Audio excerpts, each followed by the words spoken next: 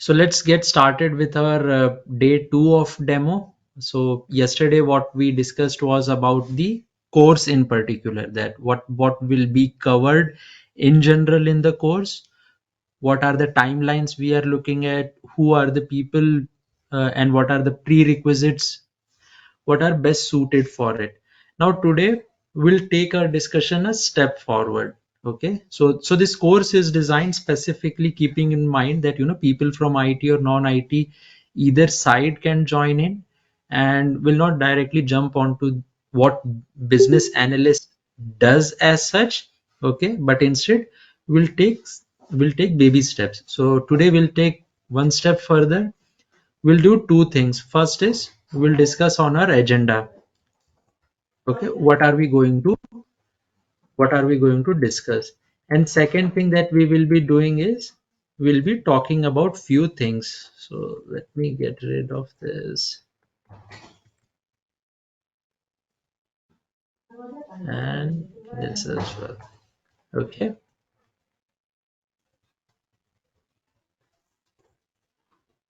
the second thing that we will do is then take our discussion forward on what all items are needed. Okay, who is a business analyst? So let's start with the first part, which is setting up our agenda. So our first 5 day agenda, I have listed out what are we going to discuss on the first 5 days.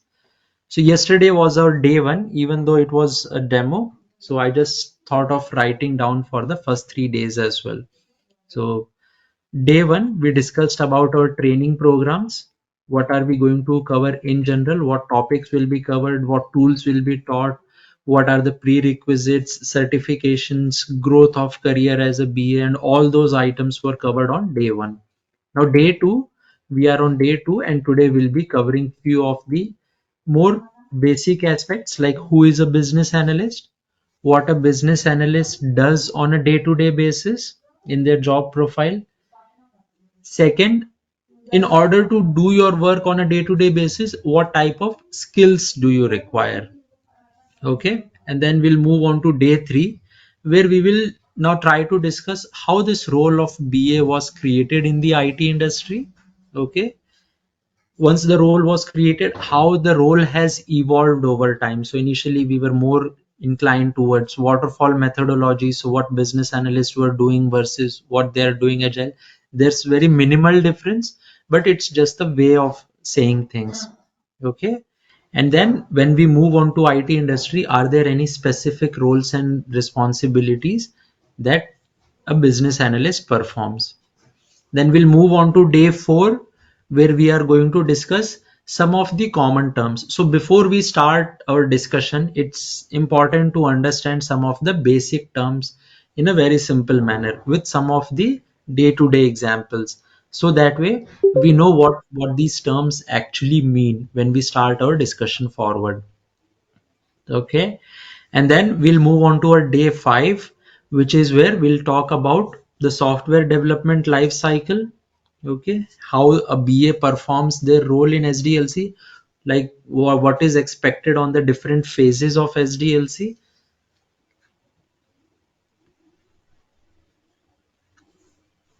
So that's our day 5 day agenda. Now what I told yesterday, I just thought of simply putting it down again. So every session, before we start with the current topic, we'll spend 5 to 10 minutes discussing whatever was covered yesterday. If there are any questions, doubts, clarification that are required around it, be it demo or regular classes. Then there will be assignments and case studies provided to you on a timely basis. So as and when we cover a topic of substantial importance, will provide you with assignments, and once an assignment is provided, I review those assignments for every student before the start of the next class. So try and complete your assignments on time, so that uh, before the start of next class I can review them and give you the appropriate feedback. Now don't try and complete the assignment right on time, like 1 hour before the class or 2 hours before the class, because then it becomes difficult to review the assignment or prepare for the class as such. So if you feel like there are too many assignments coming up or piling up and then you need more time, then it's okay. Take that time, but ensure that you are working on assignments. These assignments will help you revise the topics. The second is keeping the sessions interactive. Okay. So let's ensure that if you get any questions, doubts, you wait for me to finish up a topic. Okay. And not stop in between. Otherwise, sometimes what happens is it disturbs the flow as such. But wait for me to finish up a topic. Meanwhile, what I would request you guys is write down your questions either on the chat window of the meeting, or either take a pen paper and write it down on your notepad. And whenever the topic is done, just ask your question, so that way you don't forget the question, and that way I'm not discouraging you also from asking any questions. Any questions so far, guys?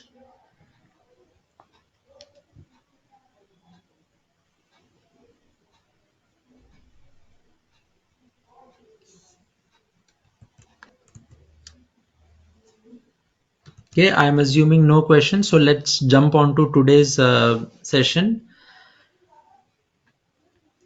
Now, first thing is, who is a business analyst? Now, I would start on with you guys first. Do you have any opinion about business analyst? Because you guys would have done some research about business analyst before opting for this course or before confirming your enrollment. So, what did you find? So, when you were doing your preliminary analysis or preliminary research, what guys did you find? Like, who is a business analyst?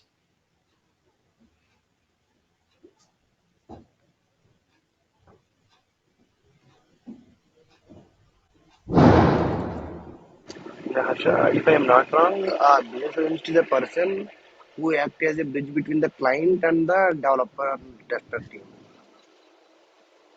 Okay, so act as a bridge between developer and client. Not only developer, testing team as well. Okay, so let's call The them as technical team.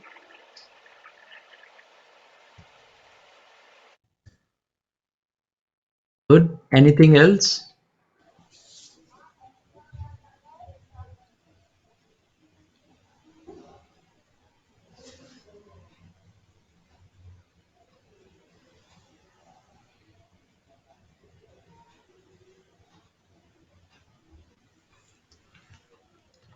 What you suggested over here is majorly correct. Okay, a business analyst is trying to act as a bridge between the technical team and the client.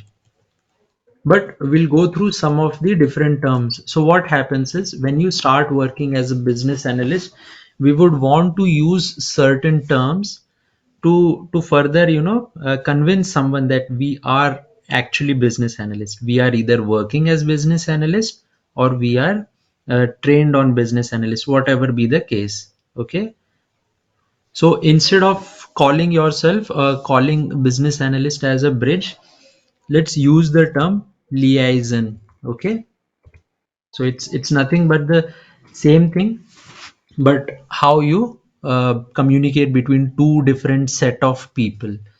So we'll start with first, a business analyst is someone who has good analytical skills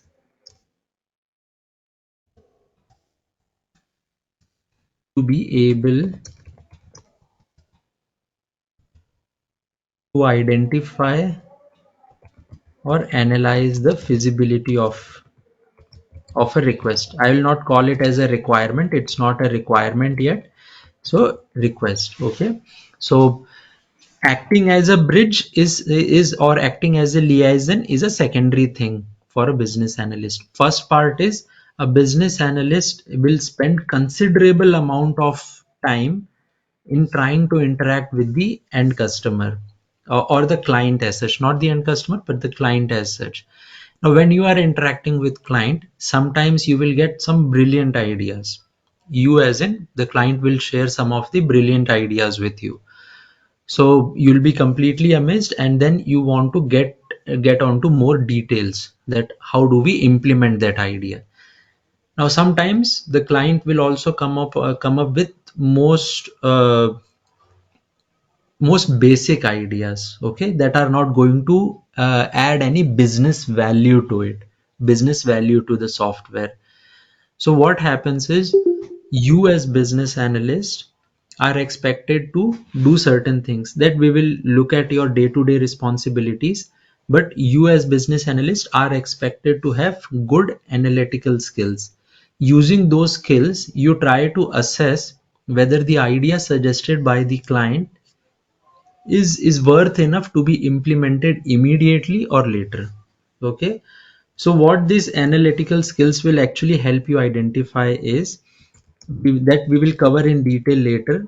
How are you going to prioritize the request? Okay, so client can come up with 5 6 requests. Depending on your analytical skills, you will suggest back to client that, hey, I think this idea is worth a shot. We should prioritize it first. Okay, suppose if you are trying to build up a software with online payments, so today is the world of mobile application, so I think it's worth implementing mobile app or mobile application first, and then have digital payments in it. So you will prioritize it. Okay, so your analytical skills will help you prioritize the requests. It will also help you identify what will attract customers. Okay, so you are creating a software, but you simply don't want to create a software if there is no audience. There has to be an audience, and that audience should stick to your software. They should not have complaints every now and then about the software. So that is why, as business analyst, if you analyze what features will really work versus what features will really not work, you will be able to catch hold of customers. For example, if you look at my screen, when I started using laptops, so when we were using Windows XP, at that time, there was never a search feature like this. Okay, so there will be a Windows menu. You click on the Windows button, and it will show you all the apps that are installed. Initially there wasn't a search button, but now, over time, these people realized that what is it that we are lagging. In order to remain competitive, in order to remain relevant, we need to add this search button, so that people don't have to search for apps. They can simply go, type in paint or whatever they want to search, and it will show up there. They don't have to remember where the app is installed and all those type of things. Okay, so that is what the second part comes in. When you analyze things, you will be able to identify. Now that brings you to the second part. So the first is interact with client, take the request from them, and apply your analytical skills on top of it to identify what makes sense versus what doesn't make sense. Remember, we are not order takers. We will not simply go to client and and then oblige all the orders that they are giving. So you need to be able to convince them if you are thinking otherwise. Then comes the second part, that is the liaisoning part. Okay, so that is where you will be, because client will talk to you in pure business terms. So for example, client will tell you that I want a table reservation app. Okay, suppose I run a hotel industry. I have 10 hotels around the city, and I want a table reservation app. I don't want people to come and stand in front of my hotel waiting for their turn. I just want to build a table reservation app. Now this is a very high level business request. Okay, now if I tell any software developer that go out and build a table reservation app, they will probably, they can do it. I will not say that the technical team will not be able to do it, but they will do something from their understanding. Okay, technical team usually tries to build things from technical mindset. Okay, so they will think of writing code. Their focus will be on how to write code. how to put different features, where to put different features. Okay, they may not think about terms like, is it user friendly? Okay, can users access my application easily? Do users find it easy to use app? Because most of the times what happens is, if we are using an application that has all the options, I'm not saying it's not having all the options, it has all the options, but it is very difficult to find those options. Will I be able to use those apps? Absolutely not. So let me open Chrome for example. Okay, and let me open Amazon over here. So suppose I have this search bar over here. I can type in anything that I want. I can type in washing machine fully automatic. Suppose if suppose if this search bar, instead of being located at the top, suppose if it is located somewhere at the bottom. So even though the search bar is there, but because it is hard to find where is the search bar, so I may prefer not to use Amazon just because the search bar is not located at the right place. So similarly, when you give high level requirements to your technical team, they may be able to build the software, okay, but they may not be able to make it a user friendly software. So that is why we want someone, and that someone is your business analyst, who will translate not translate, they don't have any magic wand to translate, but who will use different skills, who will use their different skills to get more details from customers. So let's not use translate. So they will, let's say they'll talk to customer and gather more details. Okay, and then they will document those details. And once those details are documented, then comes the part of creating a solution. And once they have identified a solution, then it will be passed on to technical team to write a or create a software. Okay, so that we all know at a very high level what we want. Okay, so adding more details, like there could be a search bar with list of restaurants, or there could be a drop down. Since we have only 10 hotels, we are saying we have only 10 restaurants, so we can offer a drop down also. So like those type of details will be added. Now what will happen is, the end result will be a user friendly software. Okay, so a business analyst will utilize their analytical skills to identify what really works versus what will not make much sense.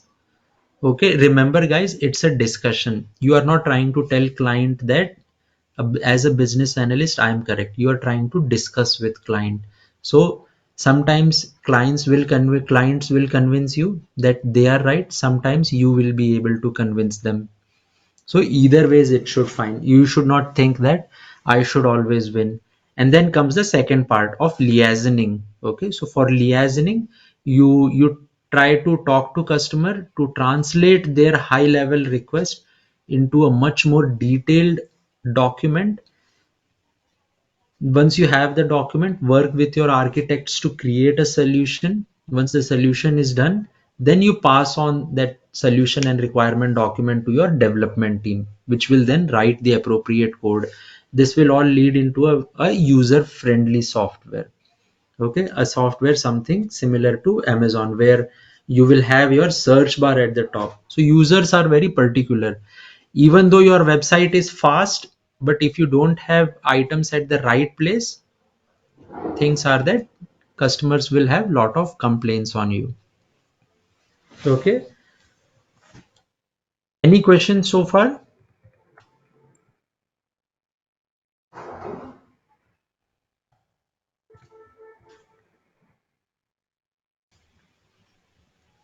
Okay, so let's move on to the second part, that is your day-to-day responsibilities part. Now what a business analyst will most likely be doing on a day-to-day basis. So first thing that you will be doing is, you will be having sorry you will be interacting with the client. Okay, and let me open this flowchart that I prepared.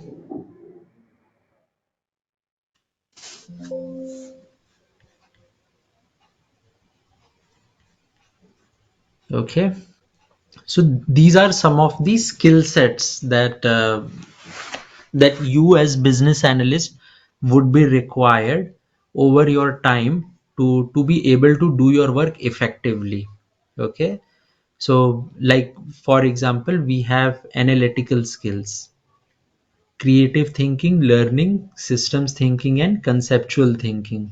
Okay, so what how it will help you, I'll tell you. So suppose analytical thinking. Okay, so we said uh, that you will be interacting with client.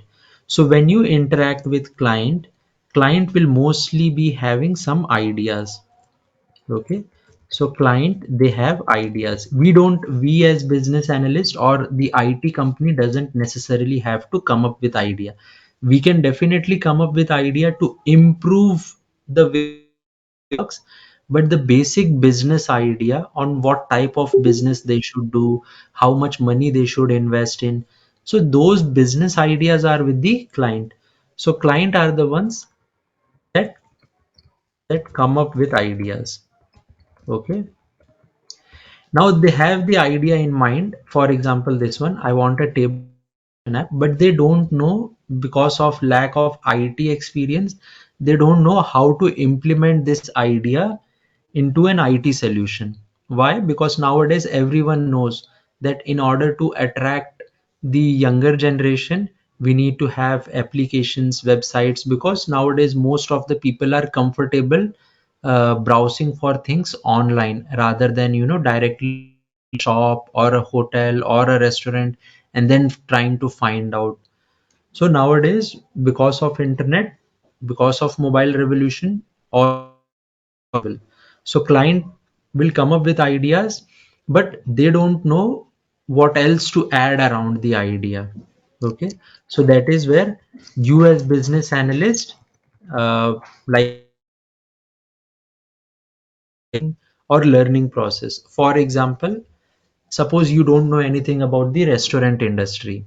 So what as business analyst you will need to do is you need to study little bit about restaurant industry, how it operates, who are your competitors, how do they work with each other, or how the competitions are coming up. So you will do a little bit of learning around that. Then you will use or apply your creative thinking to tell customer about what will work and what will not work. Remember, we said you should have good analytical skills. So you should not be an order giver, sorry, order taker. If customer is giving you orders and you are simply following it, then remember guys, there will not be any creative thinking.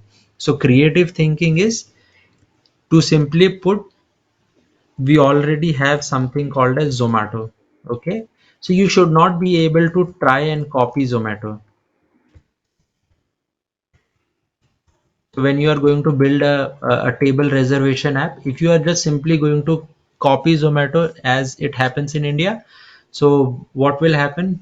You are not going to offer anything new. So why should any customer or why should any end user switch to you? They already have Zomato. So that is where your creative thinking will help in. How do we do things differently? Do things as in, you are not going to suggest client on how to do business differently, but what you are going to suggest is how to create a software differently. Okay, we are basically targeting ourselves to be an IT industry business analyst. So our focus is on how do we help customer create a software differently, or create a software that is more user friendly, that can attract high volume of customers, and that is having lesser amount of defects as well. So one of the things is you should not try and copy. You can use Zomato, you can go through Zomato app, understand how Zomato works, but you should never try and copy. Okay, so client will come up with the idea. You will do the required learning to talk to the client imagine a case, you don't know anything about in restaurant industry.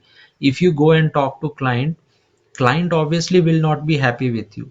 A developer will not try and understand how the restaurant industry works, what are the growth prospects in it. They are mainly worried about writing code. Okay, how do I write code, how do I ensure that data flows from one program to another program. So that is where you as business analysts need to fill in that gap. You should use your learning ability, learn about the industry, apply your creative thinking to be able to write down requirements appropriately. Okay, so you should help clients get to a definitive stage. Okay, what is this definitive stage? That is some, we will call it as a requirement document. Okay, something that everyone can refer back to. Your developers will refer back to requirement document to see what is needed. Your architects will refer back to requirement document to see what type of solution they need to create, what is expected out of. So you will only be able to come and create this requirement document if you are able to learn about the industry in which your client operates, if you are able to apply your creative thinking to identify what we should be doing differently. Okay,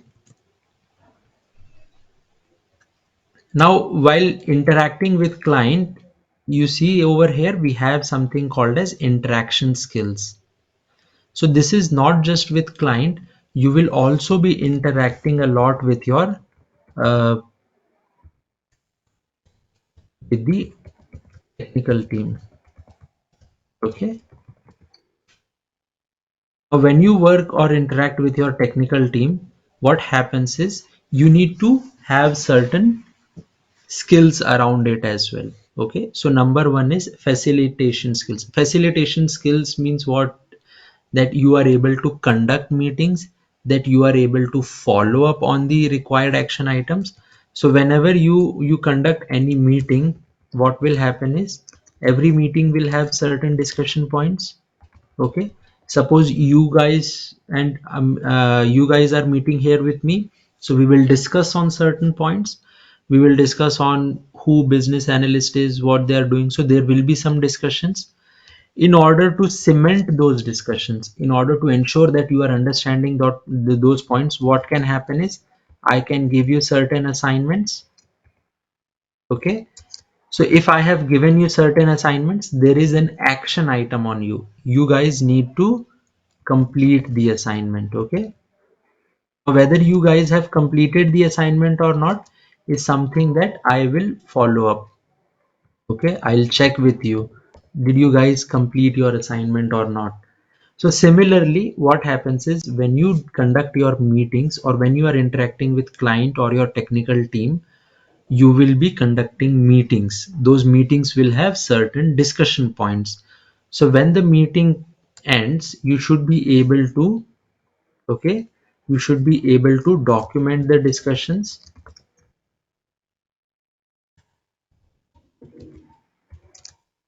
Okay, and document the action items as well. Okay, so it should not happen that people met for half an hour or 1 hour and done. We should be able to tell people, if we met for half an hour, what did we discuss, and as per our discussion, who needs to do what. So this action item tells us who needs to do what. Suppose you asked customer a question that, hey, for this table reservation app, do you want to take any booking fee, or do you want to allow the customers to book a table for free? So do you want to charge a fees or free? Now the customer said, I will get back to you. So you should be able to take an send a note that, this is an outstanding question on which customer has to take an action. They need to come back to me and tell me whether, while doing this reservation, whether it will be free or whether it will be chargeable. Because if it will be chargeable, I will accordingly write down in my requirement document so that developers can accordingly invoke payment page. Otherwise what will happen is you will end up getting into conflicts at a later stage. So that is your facilitation skill. Why leadership? Because even though as a business analyst you may be working independently, but the thing is you will be taking lead on tasks. Okay, if there is an open action item, suppose you asked customer, tell me whether it will be chargeable or free. So you are not going to sit idle and say, okay, let the customer come back to me. After one day you will follow up with customer, or after 2 days you will again follow up with customer. Do you have any update? So you are taking leads on the task. Similarly, when you share the requirement document with your development team, you will not wait for development team to come to you and tell you if they have any issues or not. You will talk to them, okay, maybe formally, maybe informally, but you will talk to them. Hey, are you able to progress as expected? You don't have to micromanage developers, you don't have to ask them about every technical detail, but are you able to progress appropriately? Are you finding any challenges? Is there anything I can help you with? It will hardly take 1 or 2 minutes, but these things demonstrate your leadership skills. Then teamwork. Why teamwork? Because when you go on meeting with clients, clients sometimes will say that, okay, I want request 1 and request 2 to be completed. Okay.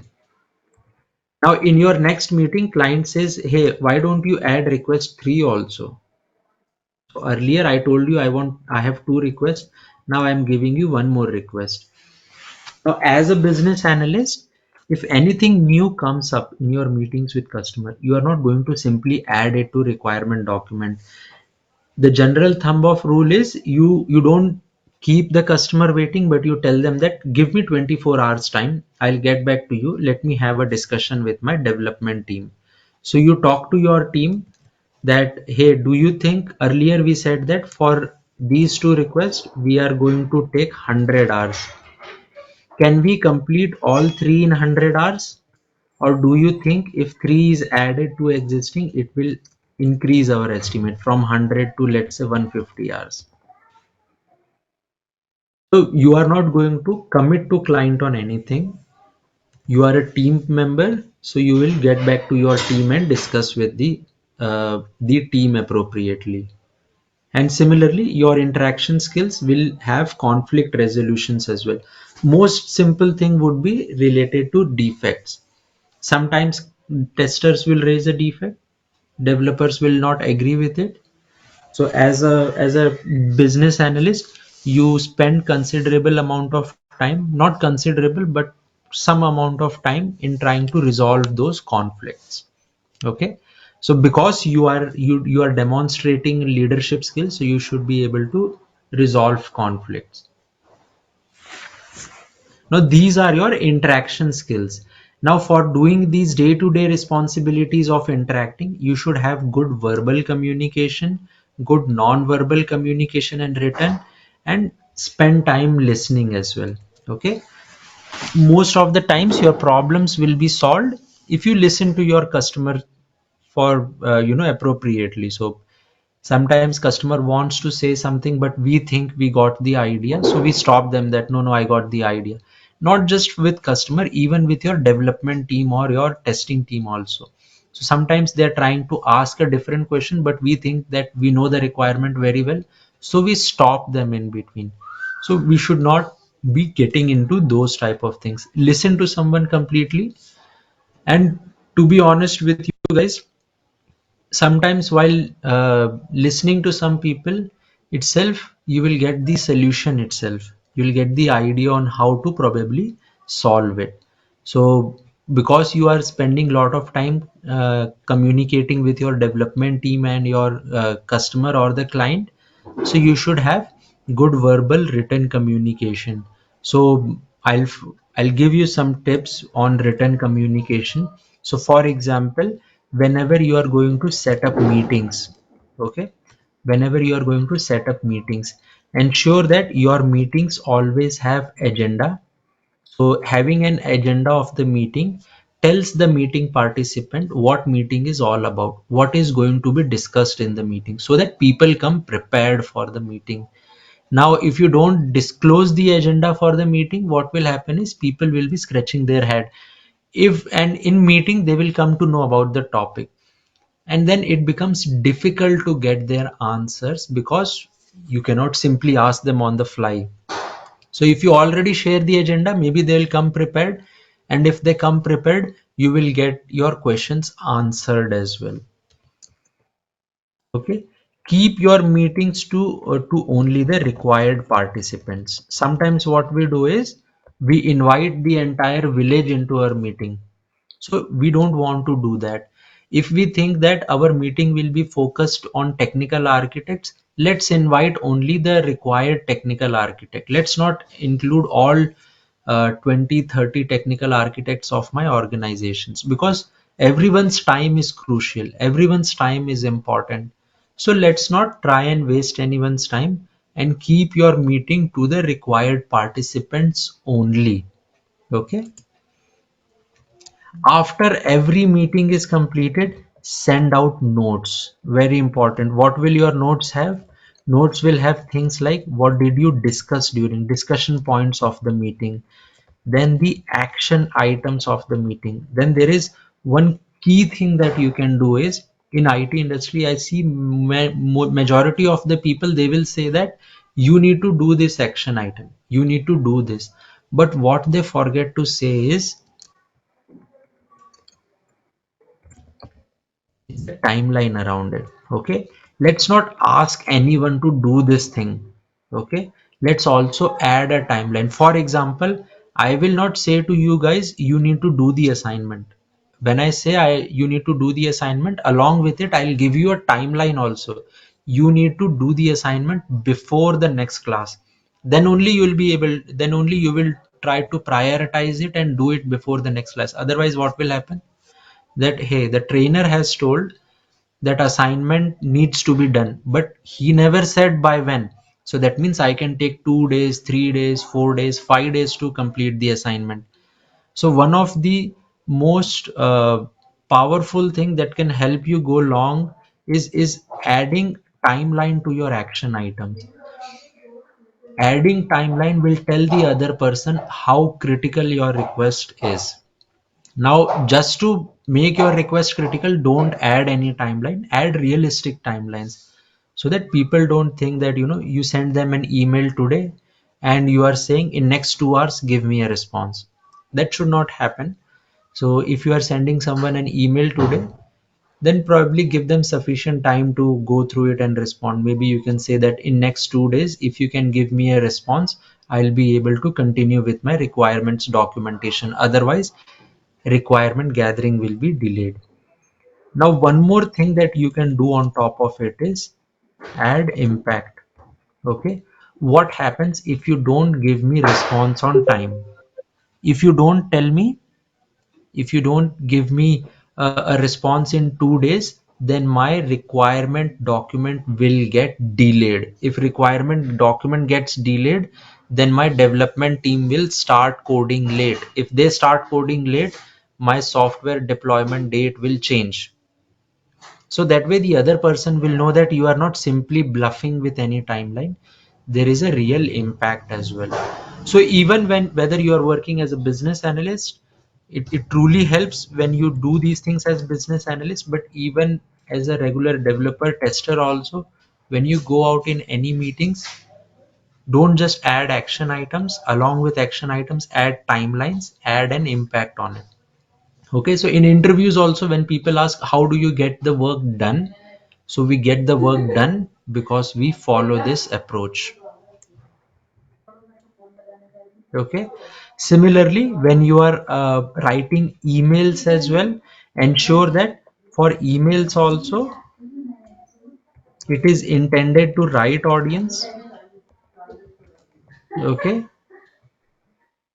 and that you add appropriate background if you are expecting anything. Plus, if it is not out of meeting, then also I would suggest that you add this part. Okay, that if you are expecting the person to take any action, add the action item, what kind of response you are expecting, what is the timeline, and what is the impact if you do not provide a response within the given time frame. Okay, so that will be on your communication skills. Okay, now on our day-to-day responsibilities, we said we'll be interacting with client. Now we just don't interact with client, we also, what we do is we create, let's use one more term, artifacts. So let's not call documents going forward, let's call it artifacts. So all the, basically what it means is all the documents that business analyst creates or your development team developer or tester creates, they all are referred to as artifacts. So as a business analyst, you will be working on creating artifacts. Okay, these artifacts could be your requirement document which tells what needs to happen. We'll discuss in more detail in coming classes what is a requirement document, release notes, okay, those type of things, transition documents. So you will be working on creating these artifacts.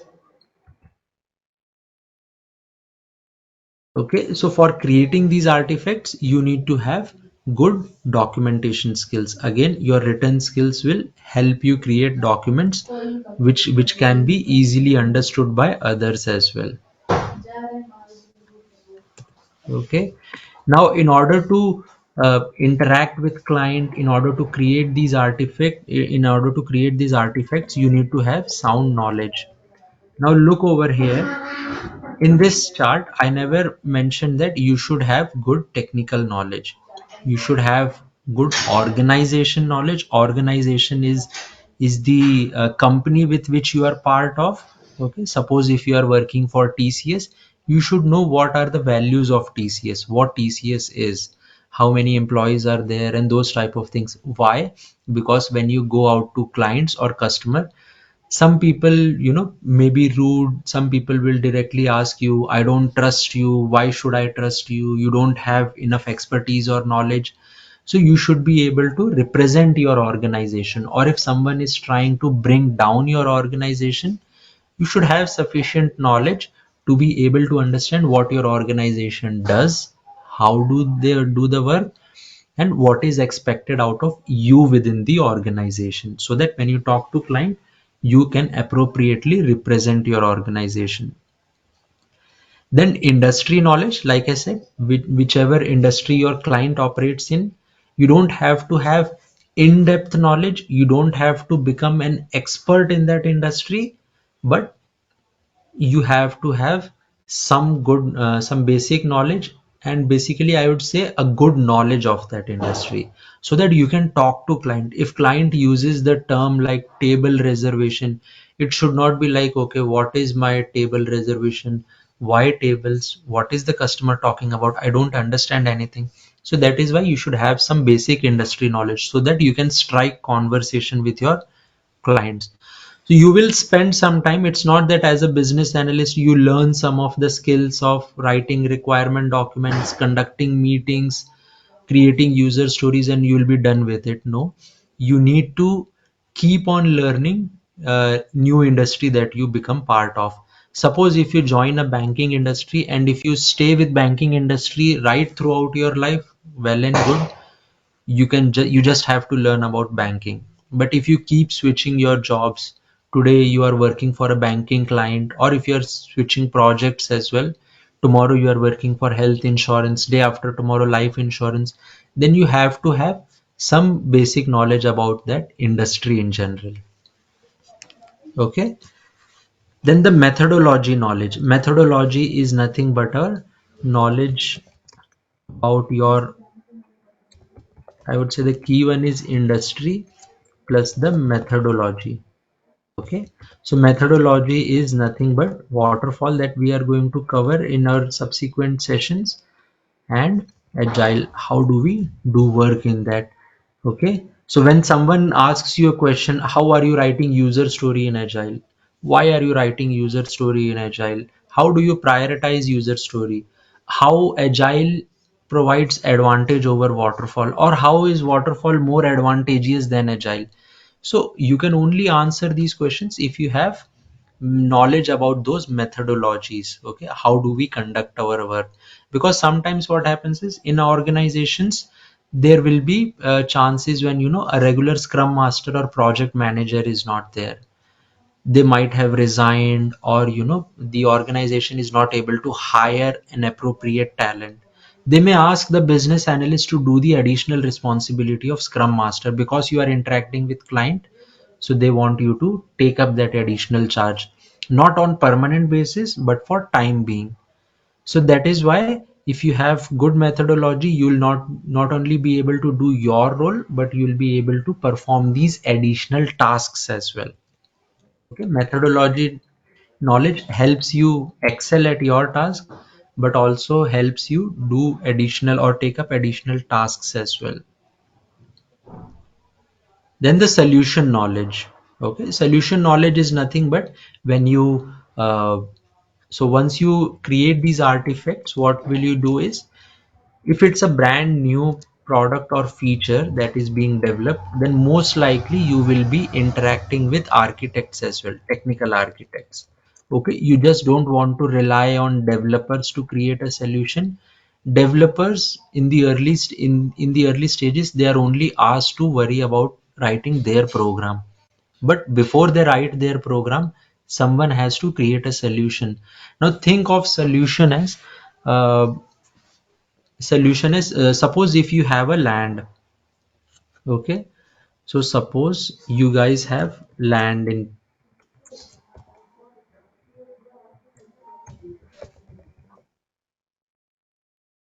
okay, suppose you guys have land. Now you want to construct a house on top of it. Okay, you want to construct a house on this land. So what will you do? You will probably call an architect first. Okay, so that architect, what it will do, they will create a blueprint. Call an architect. That architect will create a blueprint. What is this blueprint? Blueprint is nothing but,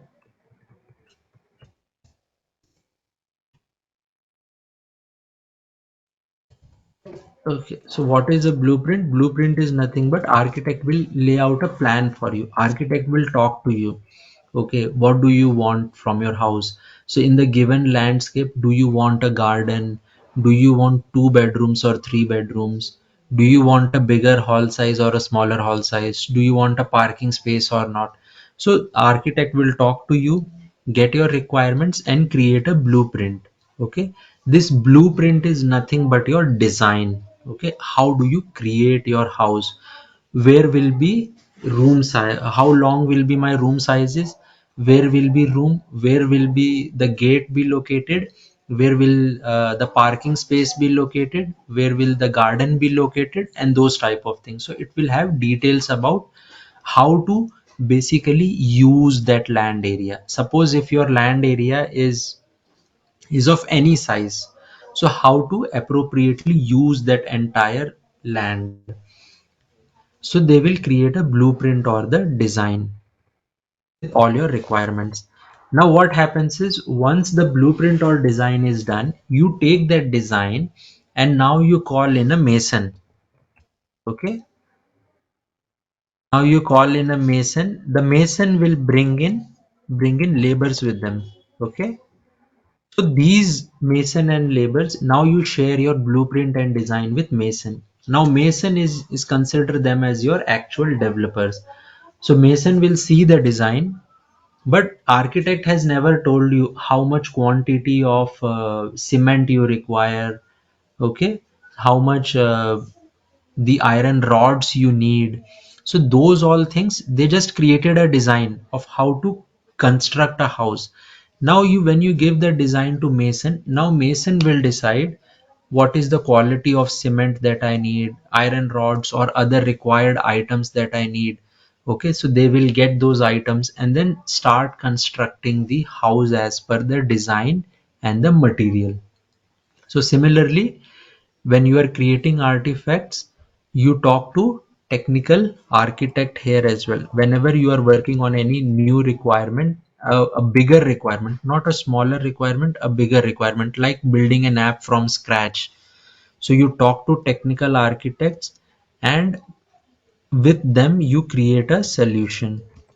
Okay, so basically technical architects create the solution, but you help them clarify any of their doubts related to requirements.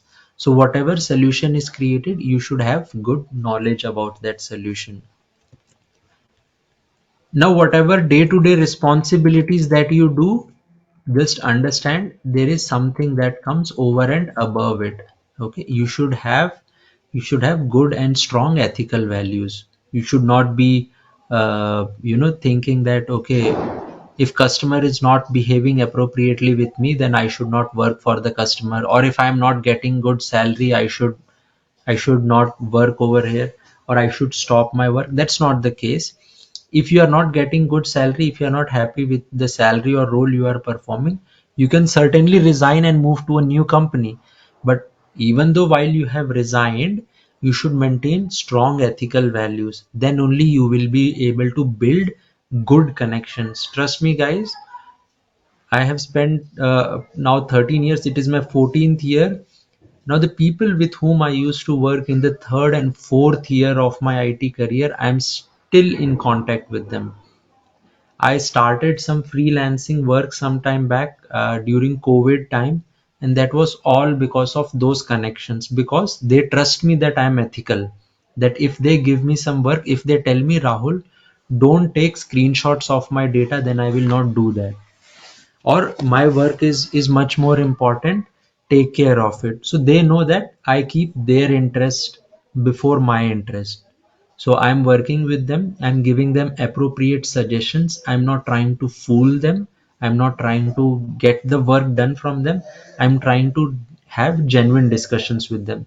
So when you maintain strong ethical values, it will lead to trustworthiness. Customers will trust you more. When they trust you more, when you gain sufficient experience, it can eventually lead to some freelancing opportunity as well, like I'm doing. Okay, and most importantly, you should be self managing. We don't want anyone to come and tell us that, hey, we gave you a work 2 days back, why didn't you do the work? Okay, we should be able to maintain a list of items. What we need to do, we need to meet with the client, we need to meet with the technical team, we need to complete our requirement document. Whatever work we have in queue, we should be able to create a list and work and finish those. We should not let anyone come and question us that why didn't you do the work, are you doing your work or not? So these things will help you maintain high ethical standards. If you maintain high ethical standards, you will get lot of trustworthiness. If you get lot of trustworthiness, you will get lot of work in future also. It becomes easier for you. See, these things they don't come overnight. You will have to spend some time working on ground to build these things. And when you build these things, when you build good behavioral values, you will excel at anything. Whether you want to at a later time, at a later point in your career, if you want to switch to technical work, or if you want to switch to project management roles, these behavioral values will always help you excel. Okay, so these are some of our day-to-day responsibilities, and how these skills that are needed will help us excel at our day-to-day responsibilities. Any questions, guys?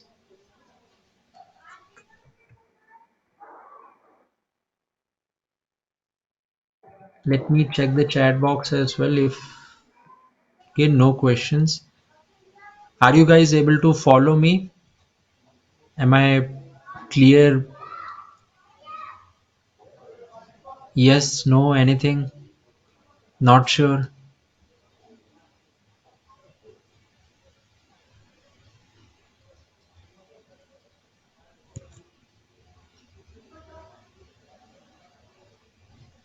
Okay, got your feedback, Visu. What about others? Are we good? Yeah, If we yeah, don't we are have good. any question, Go ahead, Jagdish. No, no, not like that. We are good and we are able to understand clearly. Okay, okay.